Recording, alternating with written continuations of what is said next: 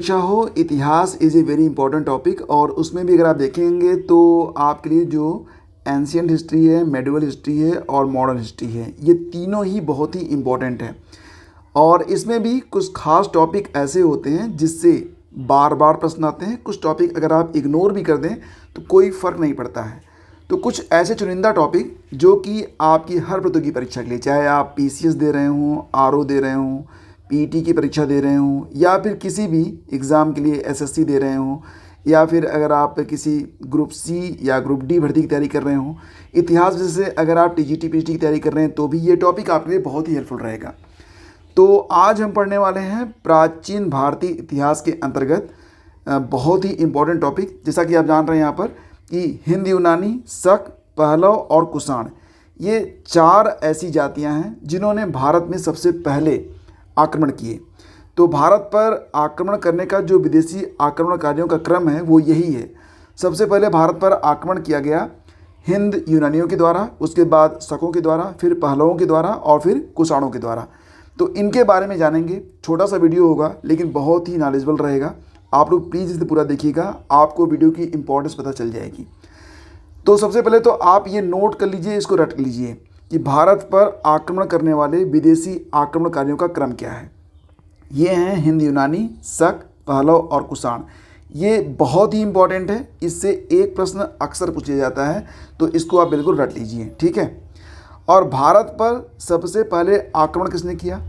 तो फ्रेंड्स, भारत पर सबसे पहले आक्रमण बैक्ट्रिया के शासक डेमेट्रियस ने किया था। डेमेट्रियस ने सबसे पहले आक्रमण किया था। ये आक्रमण किया था उसने 190 ईसा पूर्व, ठीक है। 190 ईसा पूर्व उसने ये आक्रमण किया था और भारत पर सबसे पहले आक्रमण करने वाला यह आक्रमणकारी था। और इसे जो है हिंद यूनानी कहा जाता है। डेमेट्रियस ने अफ़गानिस्तान पर, पंजाब पर और सिंध पर अधिकार कर लिया था। एक बहुत बड़ा भूभाग जो था भारत का, उस पर डेमेट्रियस ने अपना अधिकार जमा लिया था। और ध्यान दीजिएगा कि इसने अपनी राजधानी बनाया था साकल को, ठीक है। और डेमेट्रियस को ही हिंद यूनानी या बैक्ट्रियाई यूनानी कहा जाता है, क्योंकि ये बैक्ट्रिया का शासक था और यह यमन था, तो इसे बैक्ट्रियाई यूनानी कहा गया। तो ये टॉपिक बहुत ही इंपॉर्टेंट है, ये आपको याद हुआ। इसके बाद फ्रेंड्स याद रखिएगा कि जो बैक्ट्रियाई यूनानी थे यानी कि हिंद यूनानी, इनमें सबसे ज़्यादा विख्यात जो राजा हुआ वो था मिनांडर, ठीक है। मिनांडर क्यों विख्यात हुआ? क्योंकि एक प्रश्न अक्सर एग्जाम में आपने देखा होगा कि मिनांडर और नागसेन के बीच जो वार्ता हुई थी, जिसमें मिनांडर प्रश्न पूछता है और बौद्ध भिक्षु नागसेन उसका उत्तर देते हैं। तो दोनों की जो वार्ता है वो एक किताब है मिलिंद पन्नो, उसमें लिखी गई है। तो ये प्रश्न अक्सर पूछा जाता है, तो ये काफ़ी विख्यात राजा माना जाता है, ठीक है। तो मिनांडर का जो समय था कब से कब तक था? 165 से लेकर 145 ईसा पूर्व। बात यहाँ पर ईसा पूर्व की हो रही है। ईसा पूर्व को आप इंग्लिश में बीसी से लिखते हैं, ठीक है। और मिनांडर ने किस बौद्ध भिक्षु से बौद्ध धर्म की दीक्षा ली थी? तो नागार्जुन या नागसेन। नागार्जुन या नागसेन दोनों एक ही व्यक्ति हैं, इस पर आप कंफ्यूज मत होइएगा, ठीक है। और कभी कभी एक प्रश्न ये भी आता है कि मिलिंद पन्नो में किन 2 लोगों के बीच वार्ता दर्ज है? तो ध्यान दीजिएगा कि मिलिंद पन्नो ये मिनांडर के प्रश्न हैं और नागसेन यानी कि नागार्जुन के उत्तर हैं। और ये भी कि भारत में सबसे पहले सोने के सिक्के किसने जारी किए थे? तो हिंद यूनानियों ने ही सबसे पहले सोने के सिक्के जारी किए थे। तो ये भी एक बहुत ही इम्पॉर्टेंट प्रश्न है, ठीक है।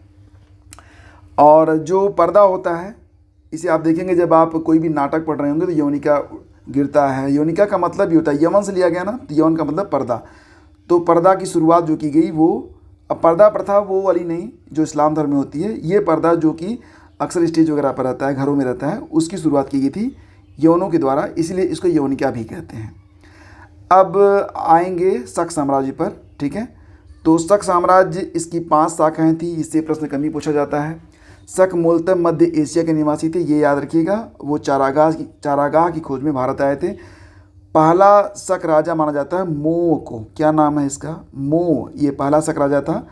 58 ईसा पूर्व में उज्जैन के एक राजा ने शकों को पराजित करके बाहर खदेड़ दिया था। और यहाँ पर ध्यान दीजिएगा कि इस राजा को चंद्रगुप्त द्वितीय के नाम से जाना जाता है। तो चंद्रगुप्त द्वितीय ने शक शासकों को या शक जाति को पराजित करके विक्रमादित्य की उपाधि धारण की थी। यह घटना चैत्र शुक्ल प्रतिपदा को घटित हुई थी और विक्रमादित्य ने इसी दिन से विक्रम संवत की शुरुआत की थी, ठीक है। और ध्यान दीजिएगा कि भारतीय इतिहास में विक्रमादित्य की कुल संख्या कितनी हो गई है, 14 हो गई है। शकों में सबसे प्रभावशाली राजा रहा है रुद्रदामन प्रथम। इसका शासन रहा 130 से लेकर 150 ईसा पूर्व, और ये कहाँ का राजा था, तो गुजरात में था। काठियावाड़ की अर्धशुष्क सुदर्शन झील का पुनरुद्धार किसने करवाया था, तो याद रखिएगा रुद्रदामन प्रथम ने ही करवाया था। सुदर्शन झील को किसने बनाया था, चंद्रगुप्त प्रथम ने। चंद्रगुप्त मौर्य, उसको कभी कभी चंद्रगुप्त प्रथम भी कहा जाता है, तो चंद्रगुप्त मौर्य ने बनवाई थी ये सुदर्शन झील। मौर्य वंश के द्वारा ये झील निर्मित थी। आगे चलकर इसका जीर्णोद्धार करवाया गया था शक राजा रुद्रदामन प्रथम के द्वारा। और भारत में शक राजा अपने आप को क्षत्रप कहते थे। क्षत्रप कौन थे, तो शक राजा, जो शक राजा थे वो क्षत्रप कहे जाते हैं। पहलव या पार्थियाई लोगों का मूल स्थान ईरान था। तो यहाँ पर बात हम क्या कर रहे थे, अभी तक हमने देखा शकों के बाद कौन आए थे, पहलव आए, जिनको पार्थियाई लोग कहा जाता है। तो ये पारस यानी कि ईरान से थे, तो इनको पार्थियाई कहा गया। सबसे प्रसिद्ध जो पहलव राजा था वो था गोंडोफनिर्स। क्या नाम था, गोंडोफनिर्स, ठीक है। खैर, इससे प्रश्न कम बनते हैं। कुषाण वंश बहुत इंपॉर्टेंट है, कुषाण वंश से अक्सर प्रश्न पूछ लिए जाते हैं। इसमें भी मात्र 10-15 पॉइंट है जो कि आपको बिल्कुल रट लेना है। जैसे कि पहलवों के बाद भारत में कुषाणों का आगमन हुआ। कुषाणों को यूची और तोखरी भी कहा जाता है। कुषाण वंश का संस्थापक माना जाता है कुडुल कडफिसेस को। कुजुल कडफिसेस को कुषाण वंश का संस्थापक माना जाता है। और सबसे प्रतापी कुषाण राजा था कनिष्क। इसका ये नाम आपने जरूर सुना होगा। कनिष्क ने और कुषाण वंश ने अपनी जो राजधानी बनाई थी वो परसपुर या पेशावर को बनाई थी। और कुषाणों की एक और राजधानी थी, कभी कभी एग्जाम में आता है कि परसपुर या पेशावर के अलावा कुषाणों की दूसरी राजधानी कौन सी थी, तो ये मथुरा थी। कनिष्क ने 78 ईस्वी में शक संवत चलाया था। मतलब जब कनिष्क का राजारोहण हुआ तो उसी वर्ष से 78 ईस्वी में शक संवत की शुरुआत की गई। और यही जो शक संवत है ये भारत में अभी तक मान्य है। कनिष्क बौद्ध धर्म के महायान संप्रदाय का पोषक और अनुयायी था। ये ध्यान दीजिएगा कि कनिष्क ने जो ईसा की जो पहली शताब्दी है, मतलब बात करें तो यहाँ पर 98 AD में जो चौथी बौद्ध संगीति हुई थी उसको आयोजित करवाया था। कहाँ पर, कुंडलबन कश्मीर में। तो अब तक जो है बौद्ध सभाएं जो हुई हैं, जिनको आप बौद्ध संगीतियों के नाम से जानते हैं, वो 4 हो चुकी हैं। सबसे पहले कब हुई थी, तो आपको याद होगा ये 483 BC में हुई थी। दूसरी 100 साल के बाद 383 BC में होती है। तीसरी होती है 250 BC में, और इसके बाद 98 AD में ये चौथी संगीति हुई थी। पहली संगीति कहाँ पर हुई थी, ये राजगृह में हुई थी। दूसरी हुई थी कहाँ पर, वैशाली में। तीसरी पटना में। चौथी कश्मीर में। और पहली जब बौद्ध संगीति हुई तो राजा कौन था, अजातशत्रु। दूसरी में कालाशोक, तीसरी में अशोक, चौथे में कनिष्क, ठीक है। और अध्यक्ष कौन थे, पहले में महाकश्यप थे, दूसरे में सबाकामी, तीसरे में मोगलीपुत्र तिस, और चौथे में था वसुमित्र। तो ये याद रखना, ये कई बार एग्जाम में पूछा गया है। चरक का नाम कई बार एग्जाम में आता है। चरक कुषाण का राजवैद्य था। चरक संहिता उसके द्वारा लिखी गई है। महाविभास सूत्र के रचनाकार वसुमित्र हैं। भारत का आइंस्टीन नागार्जुन को कहा जाता है। और नागार्जुन की एक किताब है माध्यमिक सूत्र, याद रखिएगा। इसी में सापेक्षतावाद का जो सिद्धांत है वो दिया गया है। कुषाण वंश का अंतिम राजा होता है वासुदेव, ठीक है। और कनिष्क की डेथ कब हुई थी, तो 102 ईस्वी में होती है। रेशम मार्ग का आरंभ कनिष्क ने करवाया था। कुषाण सिल्क रूट पर नियंत्रण रखता था। अब यहाँ पर बात हो रही है रेशम मार्ग के बारे में, थोड़ा सा देख लेते हैं। रेशम मार्ग, तो रेशम मार्ग क्या था, सिल्क रूट एक ऐतिहासिक व्यापार मार्ग था जिसका उपयोग 2वीं शताब्दी ईसा पूर्व से 14वीं शताब्दी ईस्वी तक किया गया।